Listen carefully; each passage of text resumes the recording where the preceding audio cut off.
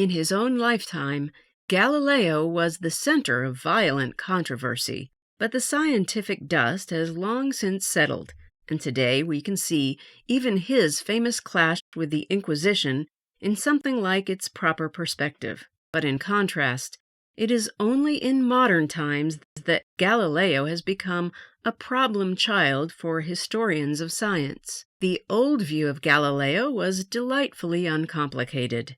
He was, above all, a man who experimented, who despised the prejudices and book learning of the Aristotelians, who put his questions to nature instead of to the ancients, and who drew his conclusions fearlessly. He had been the first to turn a telescope to the sky, and he had seen there evidence enough to overthrow Aristotle and Ptolemy together. He was the man who climbed the Leaning Tower of Pisa and dropped various weights from the top, who rolled balls down inclined planes, and then generalized the results of his many experiments into the famous law of free fall. But a closer study of the evidence, supported by a deeper sense of the period, and particularly by a new consciousness of the philosophical undercurrents in the scientific revolution, has profoundly modified this view of Galileo. Today, although the old Galileo lives on in many popular writings,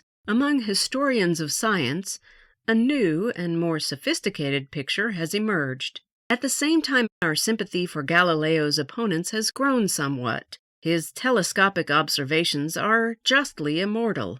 They aroused great interest at the time. They had important theoretical consequences, and they provided a striking demonstration of the potentialities hidden in instruments and apparatus. But can we blame those who looked and failed to see what Galileo saw, if we remember that to use a telescope at the limit of its powers calls for long experience and intimate familiarity with one's instrument? Was the philosopher who refused to look through Galileo's telescope more culpable than those who alleged that the spiral nebulae observed with Lord Rosse's great telescope in the 1840s were scratches left by the grinder? We can perhaps forgive those who said the moons of Jupiter were produced by Galileo's spyglass, if we recall that in his day, as for centuries before, curved glass was the popular contrivance for producing not truth, but illusion,